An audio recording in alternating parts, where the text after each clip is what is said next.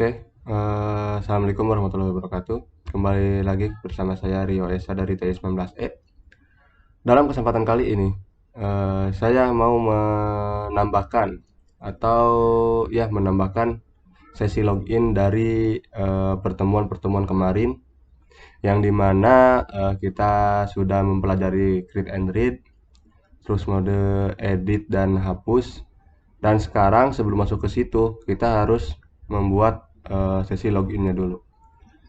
Hal pertama yang saya bikin itu kita membuat cek login. Nah, di sini cek loginnya itu untuk memastikan bahwa kita harus login dulu sebelum memasuki atau sebelum mengupdate atau sebelum menambahkan data kita yang di video yang saya bikin kemarin. Di sini sudah ada proses. Jadi dari beberapa codingan ini hanya menambahkan beberapa codingan yang harus ada. Jadi seperti cek login, logout maupun tambah data.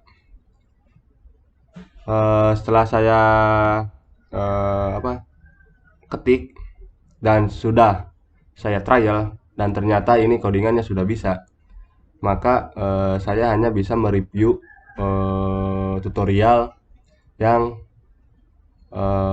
sudah saya trialkan sebelumnya. Oke, kita langsung aja masuk ke bagian database. Nah, setelah kita membuat codingannya, kita diharuskan untuk membuat akun seperti username dan password. Nah, ini kenapa sih password bisa kayak gini ya, angka-angkanya nggak jelas dan nggak beraturan banget. Nah, ternyata di sini itu kita memakai varchar-nya itu bukan ini berarti.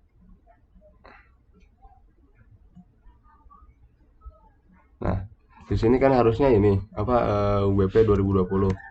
UBP 2020. Kita go.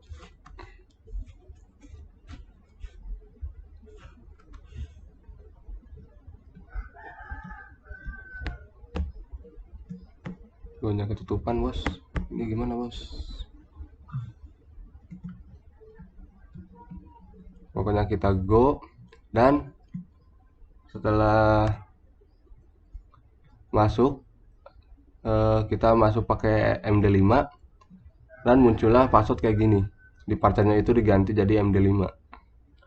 Apabila tidak memakai MD5 itu passwordnya sesuai apa yang kita masukkan.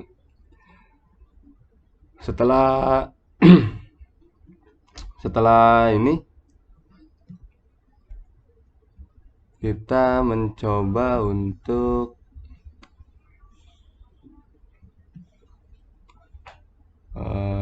mengeceknya di localhost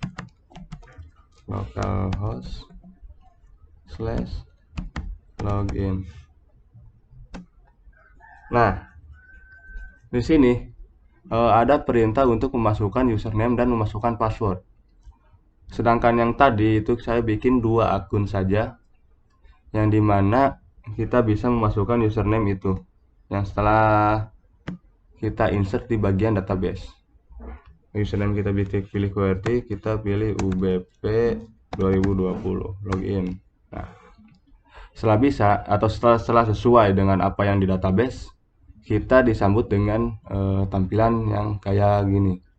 Ada link logout atau selamat datang QWERTY, atau ini kan tadi username QWERTY, dan di sini sudah memasuki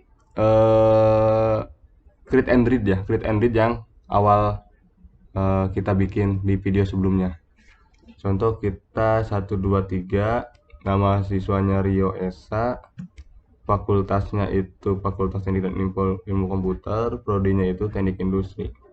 Kita simpan. Nah, di sini ini kita masuk di video bagian create and read, yang dimana codingannya itu masih pakai yang sama, masih pakai yang create and read. Nah, di sini ini ada penambahan yang kemarin saya bikin video itu di pertemuan delete and atau update dan delete. Nah, di sini ada edit dan hapus. Setelah masuk, kita cek di database di bagian TB mahasiswa. Nah, di sini sudah terinput otomatis di bagian TB mahasiswa karena codingannya masih mengikuti yang sebelumnya. Karena ada penambahan TB login ini untuk penambahan dari akunnya, dan sini kita lihat dari database-nya, dari database yang telah diinput. Coba kita tambah biodata mahasiswa, dan kalau misalnya tambah mahasiswa kita harus login lagi. Contoh kita pakai yang Luther UBP 2020 login. Nah, sudah Luther juga sudah termasuk, sudah terinput datanya karena kita menyesuaikan di tabel login ini Luther. Coba kita masukin datanya lagi 23748 Uzumaki Naruto, Fakultas Shinobi, Teknik Industri. Kita simpan. Nah, di sini walaupun beda akun, tetapi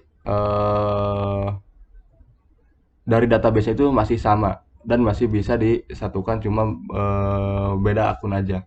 Ke sininya sama. Dan apabila kita hapus, terhapus. Apabila kita ngedit, diganti namanya jadi Hashirama Senju. Simpan. Masih editnya masih ini. Kita simpan. Nah, di sini sudah saya edit dari beberapa NIM-nya, dan coba kita hapus. Nah, setelah hapus itu data kosong. Coba di sini kita lihat di data di TB mahasiswa, dan di sini pun kosong. Jadi saling berhubungan antara database sama localhostnya.